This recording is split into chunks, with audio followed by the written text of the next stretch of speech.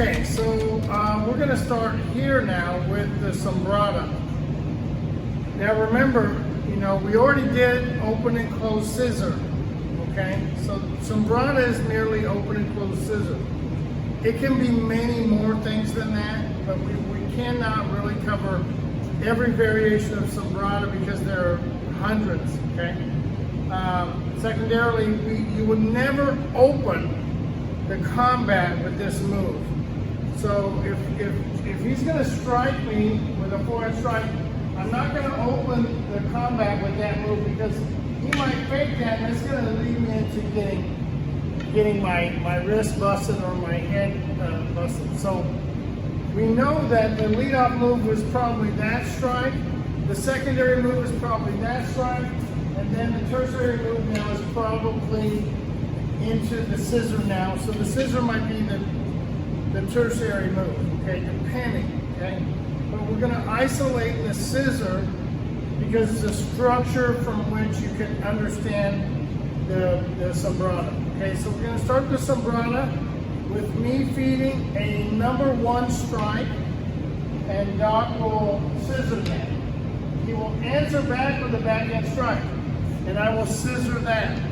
Okay, and then I will return a 15, which he will scissor.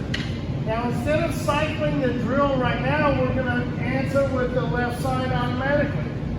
And then he's going to answer with his left, and then I'm going to answer with my left. And he'll cycle me first, his left strike, my left strike, his left strike, then he'll go to the right strike. Okay, so it looks like that.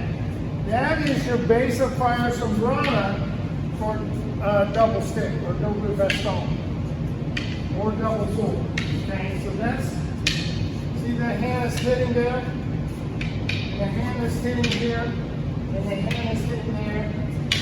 So we just cycle through the sombrada at long middle range.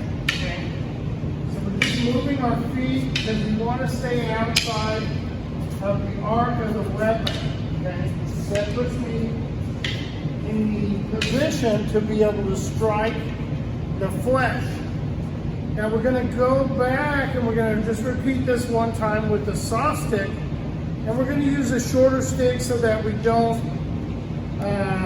get out of the camera. It's really hard to stay in the camera at this distance unless we put the camera so far back then you really can't tell. So it's a compromise here. So what we're going to do is we use a soft stick. He's going to strike the flesh, and I'm going to strike the flesh. Then he's going to strike the flesh, and then I'm going to strike the flesh. He's going to strike the flesh, and then I'm going to strike the flesh. So that's the right side, and then right away I feed the left side. So now we're exercising both sides of the body in one exercise. Okay, so in one exercise, we're exercising both sides of the body. See that? So I'm feeding left and right, and then he feeds left and right.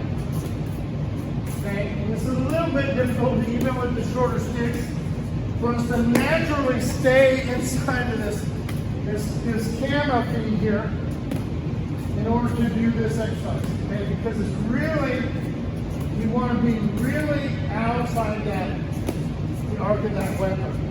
Okay. So there's no blocking really going on here. It's all striking. Okay, so that's the number one, what we call the base of fire sombrada. Okay, that's what we call the base of fire sombrada. Now I know and I realize that a lot of people are going to do the sombrada with the riposte on the inside of the hand like that. See that? So they're doing an inside riposte, and then they're doing the root. See that? Which is okay to do that, but you really don't want to practice that with double stick, because immediately you're teaching yourself to fall into that strike zone. Okay? So you can do that most of the time after you have hit the secondary hand. So you could do that too, but I don't want to set my feet in sombrada and do this, right? I don't want to set my feet there. Realize a lot of people do that. I'm not trying to say anything bad about their training method, I'm just not going to teach you to do that. Okay. Now there's a time and a place for it, but not in sombrada here. Okay. So that is what we call the 1-4-15 right, 1-4-15 left, recycle 1-4-15 right, 1-4-15 left. So the partners are both getting left exercise and both getting right exercise. And then the number can vary on the odd number. It could be any odd number. So I can start with a 3, and he can hit back a 2, and I can hit back a 2, or a 1 or a 15. And then he can hit a 3, and I can hit back an 8, and he can hit back a 7 or a 1 or a 15. It wouldn't matter, and you should do all of those, but we don't really, if I try to teach that on this DVD set, then you will really have probably 15 DVDs by the time we're done with that. Now we will get maybe into that as we get into the possibility of filming just a sombrada only video set, okay? So right now we're going to stick with the base of fire. Okay, so that's your base of fire sombrada, and you should work that at the scissor range, which we call number 5 in our technique, right? And that's open and closed scissor used together. So that's the first sombrada. Okay, it's just the first sombrada. But okay, so now what we're going to do is we're going to go into what we call the medium range. Okay, so this is the middle range or media range. Okay, and the first thing we want to talk about is how we get there. So he already did a number 1 strike, he did a number 2 strike, then he scissored, okay, then he answered, and then I hit here, and then as I make my second entry, that's when he'll enter Atacado Serrano. Okay, so your pathway is defined like that. And we do this as an isolation exercise, then we go back and we put it in the sombrada, and then we go back and we put it with the pathways. If you try to do it all at once, you're going to have a brain fart, or whatever you want to call it. Okay, so he's going to do Atacado Serrano here. Atacado Serrano here. Cumbiada or cadena real, cumbiada, then he'll do Atacado Serrano with 1. So that's the same hand. We call it the windshield wiper. Then he'll windshield wiper this one. Okay? Then he's going to roof and hit. And then he's going to roof and hit this one. Okay? And you can see now, once you get to that point, now we're getting into the quarto range where probably any kind of disarming will take place. So all we're doing here is isolating the Atacado Serrano. See the position? I know this can already thrust, and this can already thrust, and this can already hit. But I'm not going to do that yet. I know that that will go right in the airway, and I'll push him away. But right now, I'm not going to do that, because then I can't have a trade part. Okay? And right from this position, I will do the cumbiada, and then hit. And then I do the cumbiada, and here. Now when that one comes, I do cumbiada, and then Atacado Serrano, and then I do Atacado Serrano, and then cumbiada, and then this one lifts, and this one strikes, and that one hits. That's called roof hit. This one lifts, strikes, and that one hits. So that is your base of fire Cuba, just in a very, very simple base structure. Okay? However, we have a secondary structure which is a little bit further away. Okay? So he's going to catch this one, and he's going to lift it, and he's going to trap it down, and he's going to strike. Then he'll do it on his left. We call that 1 inside, 1 outside. Trap and then strike. Okay, then he'll do 2 on the outside, knock it down, and that's really going to knock the hand like that. For train, we just trap the stick and strike. Then he does 2 on the outside and strike. Then he does 1 outside, which is like a pass. Then he does 1 outside, and that's like a pass. So if I get into the position, I move that. That might be a backhand strike like that, or that could be a strike like that. When I strike it down, that's when I'm going to strike it. The 2 on the outside, if you can see it, it's just a 4 count spin along. Okay? And then this one here, I just move to the side. So that's like a number 2 with an entry. Okay? And number 2 being the number of the strategic entries, not a number 2 as an angle 2. Okay? So don't get confused by that. So what we do is here, we do 1 inside, 1 outside strike. 1 inside, 1 outside strike. 2 on the outside strike.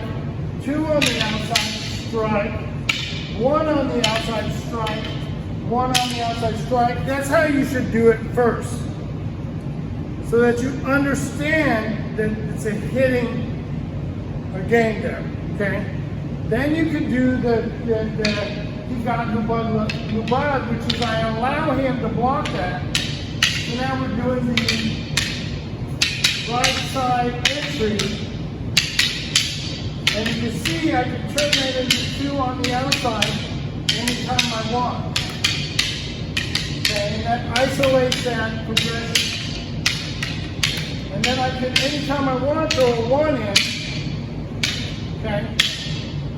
Which is not unlike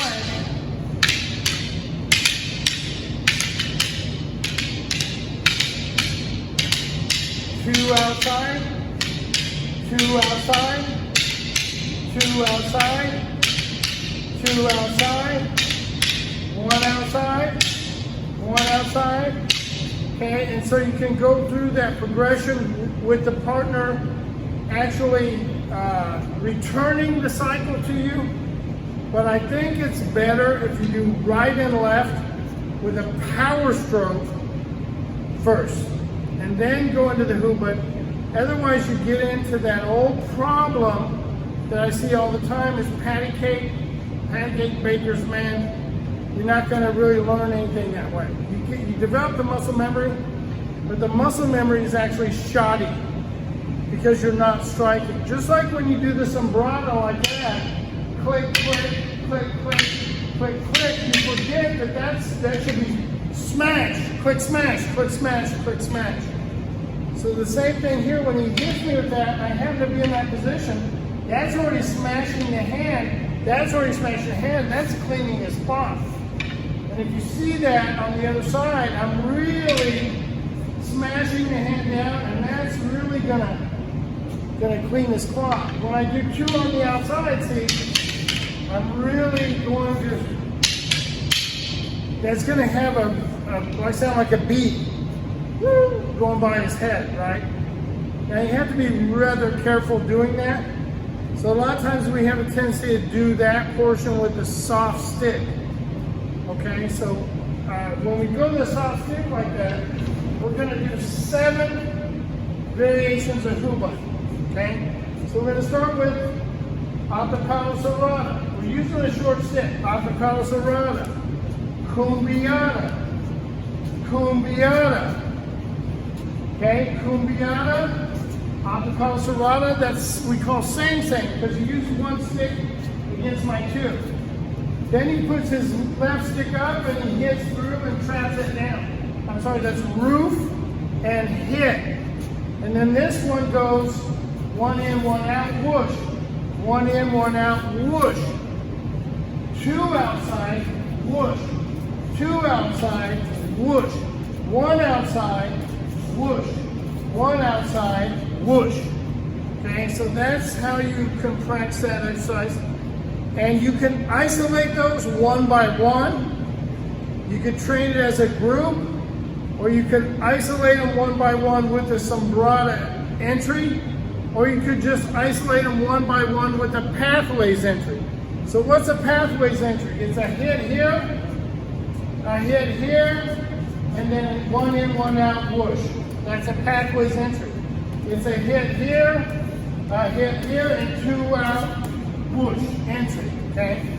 It's a hit here, and a hit here, and a one in, one out entry, okay? So you could do it like that. You could do that out of a full sombrada setting, and you could do it as a dry fire setting where I just go like that, do just one whoosh, parry and a whoosh, whoosh. I could just feed him that, whoosh. Then he could drop stick this down and whoosh. So left drop stick and whoosh. So that's left drop stick and whoosh. Then he could drop this down and whoosh. And drop that down and whoosh. He could parry that with his left and whoosh. He could parry that with his left and whoosh. He could drop stick that and whoosh. So now you could just work the clock or work the numbering system with all of those. Okay, and you could do that. But again, if I go through and teach that as a separate incident on this series, you will have a 15 DVD set. So right now we're trying to keep it at around 3 or 4 discs, okay? So that is the basic fire sombrada and your basic hubots. I won't say it's basic, but it's your hubots, okay? And you can combine those, and you can take your strategic pathways or strategic entries and put them in the front, okay? And then you can take your strategic exits or your strategic egresses and put them on the rear with a 1-2-1-1-1 follow-up, okay? So that's what I'd like you to work on in the hubot range, and then isolate that and then bring it back home and put it in with your sombradas. And then once you have a good feel of that, go ahead and put it in with the strategic pathways, and then go ahead and scenario it out so that you're doing it in a more full speed kind of setting. Okay, so now what we're going to do is we're going to go into the agao, or the disarming phase of the double stick. Now, once again, this is going to be entered through a strategic pathway, and then into more of a middle range, and then once you get into middle to close range, the disarm will set itself up. Okay, if I enter like this, if I hit the hand here, and I hit the hand here, see where the sombrada board is? And then if you continue to hit, that disarm is going to fall. See where that strike's going to be? And that disarm's going to fall right into place. I'm not going to have to try to position myself for a disarm. However, if I go like this and I try to do the disarm, he's going to clobber you. If I go like that and I try to do the disarm, I may have hit him, but he could hit you, and that's going to be a 50-50 exchange. And then you're going to fight over the weapon. You could probably end up missing an eye or teeth or whatever. So we don't want to do that. We don't want to fight over a disarm. We don't want to enter the engagement saying, I'm going to disarm this guy. The disarm is going to happen because you're in the right place at the right time. It's going to fall to you. However, we're going to do this kind of dry fire so you can practice it. And then you can put it in with your sombrada and your hubots, and then the disarm. So you could just go sombrada to disarm, hubot to disarm, strategic pathway to disarm, okay? So right now, he's just going to execute what we call directa inside. That means both his weapons are inside. So I do sumgab. Sumgab, inside. And then he just kicks that out. Then he does sumgab again, inside. And he just kicks that out. So he's going to kick that stick out. And again, it's going to happen kind of automatically. So that's the sumgab inside. Do the sumgab inside. The emphasis is on the hit. The sumgab inside, the emphasis is on the hit, okay? So now the sumgab outside is almost like a root, but you see where that's hitting the eye, and then he kicks that out, and then he does the sumgab on the outside, and he kicks that out, okay? So he's going to kick that out like that. Now the directa is very similar to the sombrada, okay? However, he's going to strike the arm instead of the core.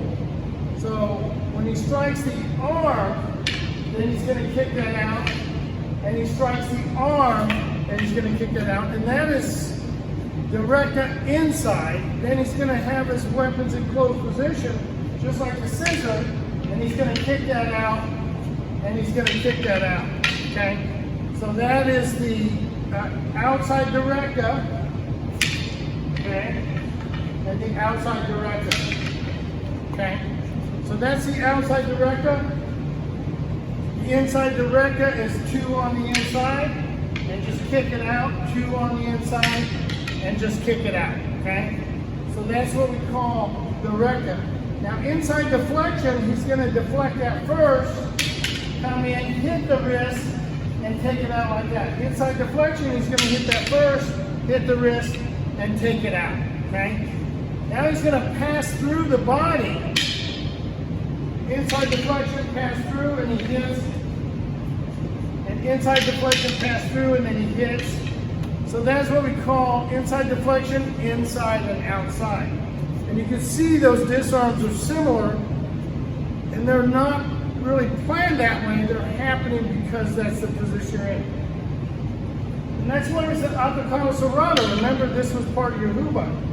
So he does the atacado cerrado, and he hits the head, and he takes it out. Then he does the atacado cerrado, and he hits the head, and he takes it out, okay?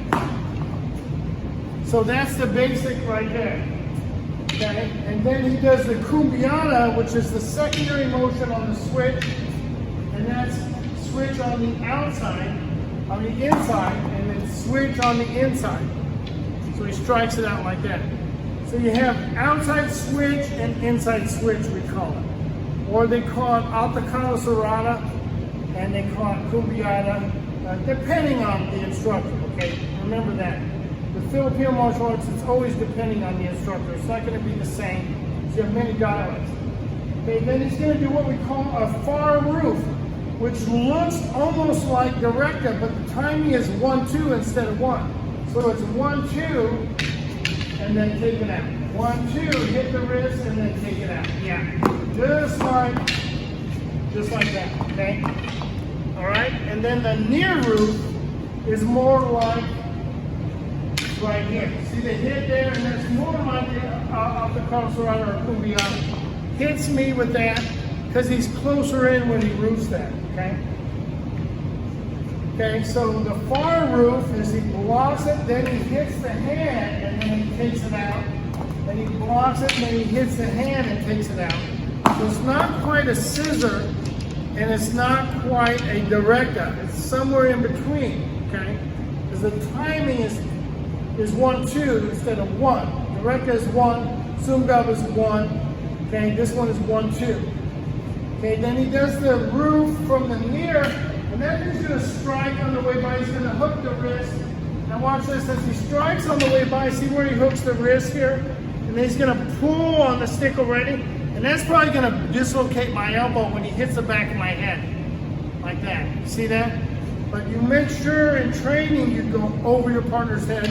Even with a soft stick, you don't want to hit them in the back of the head, or they can really have a problem. Now the next one is the middle grip, right? So if he's holding it in the middle, if I hit the top, he'll yield the line to the top and come around and strike and then disarm it. If I hit the bottom, he'll straight thrust me, and then he'll make a circle, and then he'll rip that out, which will break my wrist. If I try to hold on the stick, he'll really just break my wrist, okay? So you can do that on the other side. Hit the top, flow it around, see where the strike is, see where the hit is, and then it just comes out like that. If I hit the bottom of the stick, he'll just point it right in my face, and he's really snaking it, and then he just shakes it out, and then he strikes like that. And the 13th disarm is with the reverse grip. So he holds the grip in the reverse, and that's going to go probably right in my eye. He'll hook around and strike me right in the airway, and then he just rips my arm off, right? So once again, he strikes me here, strikes me with that, and then just kind of rips that out. That's what we call the reverse grip, okay? So if I go through these here, if I do the sombrada, you can see the thrust is there. The emphasis is on the thrust. And this just slides back and will kick that weapon out. If I do the sombrada on the outside, see where the thrust is? And this just comes back and that kicks the weapon out. If you see from the other side, see where that is? And this just follows the line down. And this one hammers down as that one hits up. Now if I'm in this, see where my stick's on it? When he hits me like that, see, that's going to be the sombrada from the outside. I just follow back. And that's going to kick that weapon out, okay? Whereas the director is double bore, right? That hits and kicks the weapon out. That hits and kicks the weapon out, okay? If I'm in closed position, you see where that goes? That's together. Whereas the roof is 1, 2. This one is just smash. He's probably already let go of the weapon. Smash. He's probably already lost the weapon because of the hit. If you've ever been hit here with a stick, you'll know that it's like electricity, right? Okay, and then, so when I do this and I do the inside deflection, I probably already took that stick. That's why I do that technique. That's on the outside. So it's just like having, as you notice, my sticks are chambered like that. So when I go like that, that one's on top, which clears the pathway for this. And the second one is the same thing. That's on top, and that goes hit the owner, but I hit back, and I take that out like that. That's what we call the inside deflection, okay? And that's then we go into what we call the sombrada, and as that goes here, as that's coming in and hitting, I'm really just yielding the line to it. See where I strike the back of the head? See where I strike the opposing hand? And then I rip that out on the bottom. And then again, if I do the sombrada here, see where that strikes the head? And then I strike the opposing hand or the head, and then I rip that out on the top, breaking the wrist as I eject the weapon. As we're sombrada, as that hits, and I just relieve the line. That allows me to smash the hand or smash the head and pull from the top. When I sombrada, I smash the head, smash the hand, and pull from the bottom. So you can pull that either on the top or on the bottom, depending on where you're at. Now when I out of that, see where the smash is? I turn my body, and I'm really going to dislocate the elbow. As I pull through, the stick will dislodge. And then as I I smash the head, I hit the head again, and I pull through right about the wrist. If you hit it on the elbow in training, you're probably going to injure your partner's elbow. So you want to make sure when you that smashes, I turn my body, that's already disarmed. So I'm right here, when I see where that smashes? When I hit the head and I bring it down, I just push through and make it disarm. There's about 5 techniques you can do there, but we're not going to worry about that here. Just get that one and refine it, and you'll find the other ones kind of take place automatically. Then we get into the roof, which is the far roof. When I deflect it like that, see where that hits? And that strips it out. So when I deflect it like that, see where that roof hit? And then I take that out like that, okay? Okay, so that's the roof, and you notice that the director is one motion. The roof is 1, 2. 1, 2. Okay, so that ends up like that. Then the close roof is when I go like that, smash, and like that. And then the close roof is when I smash, and then like that, okay? So that's a close roof. And just like in a sombrada, the close roof, when I get to here, see, that could injure the elbow. So we always take it out closer to the wrist. Okay, but that could be 2 sticks pulling and 1, right? So I could yank it out like that.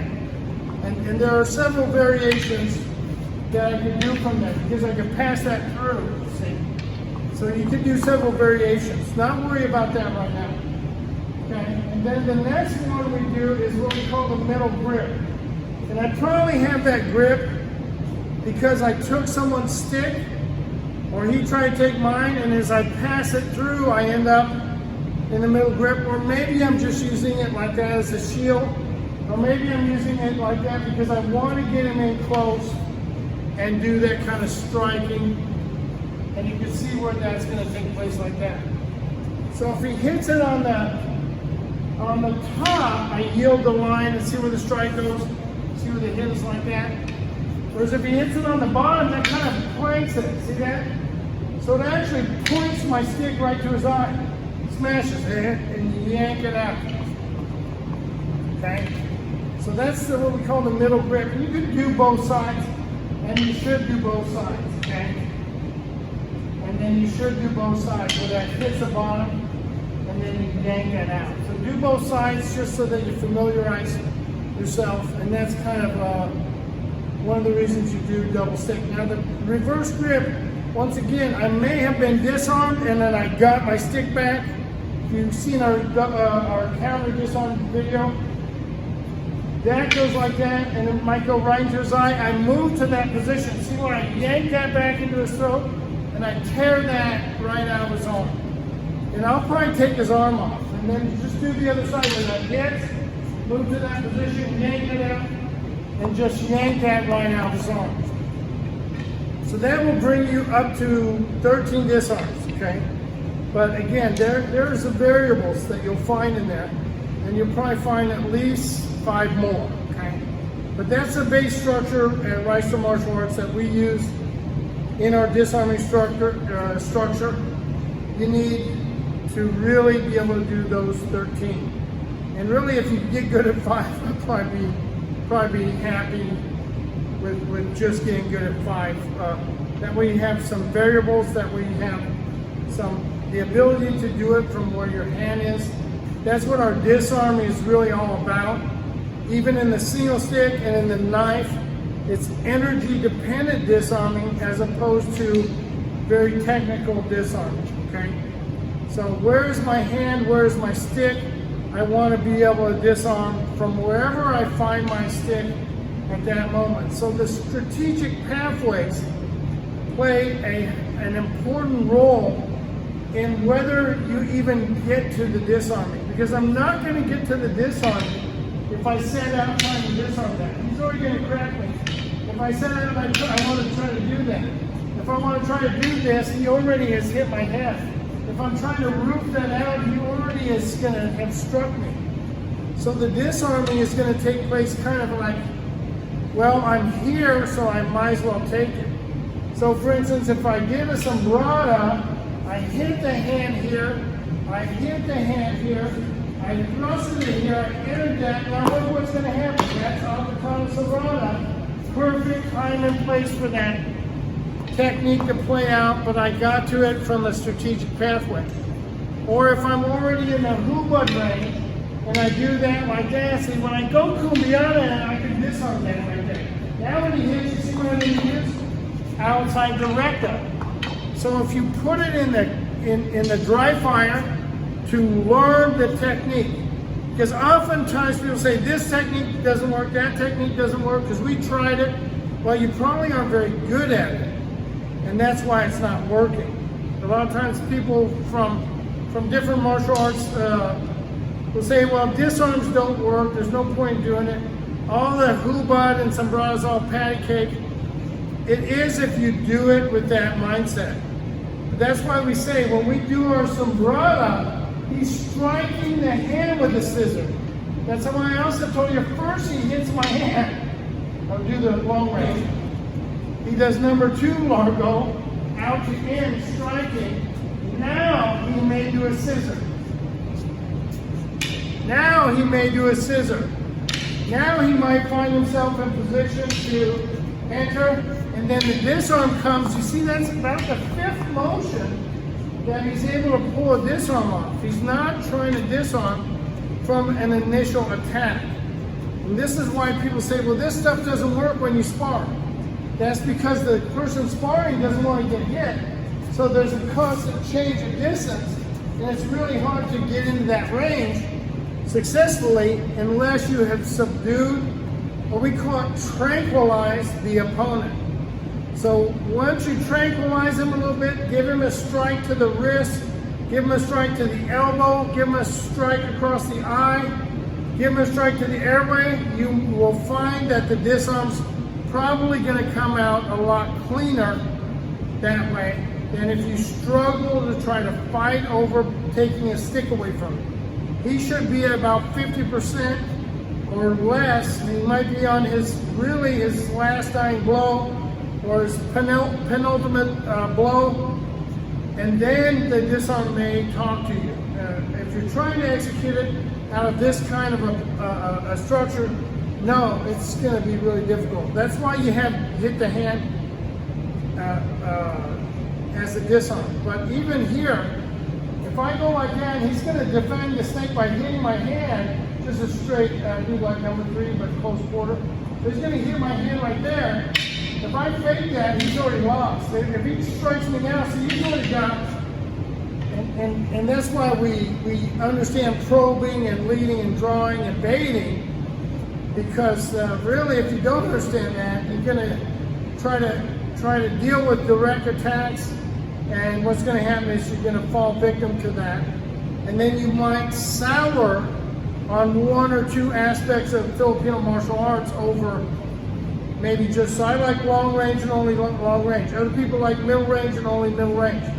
You really need a good balanced diet of every range, and you need a good understanding of how to do it with double stick, how to do it with double sword, bastoni, daga, sword and dagger, and then single sword, double dagger, single dagger, and then you're getting into your improvised weapons and your long range weapons like the staff. So you should be able to execute it like that, and then you can find that you're able to execute all of this stuff pretty much easily because it falls to you. I want to say it falls to you because of your strategic pathway is complete. Without that, you're going to find, it's really difficult to pull any of this off if you didn't enter it from a strategic point of view, then a tactical point of view, and then you're executing it at the right time and at the right place. Thank you, Don. Thanks for all your hard work on this video set, and thank you guys all for taking the time to utilize this information.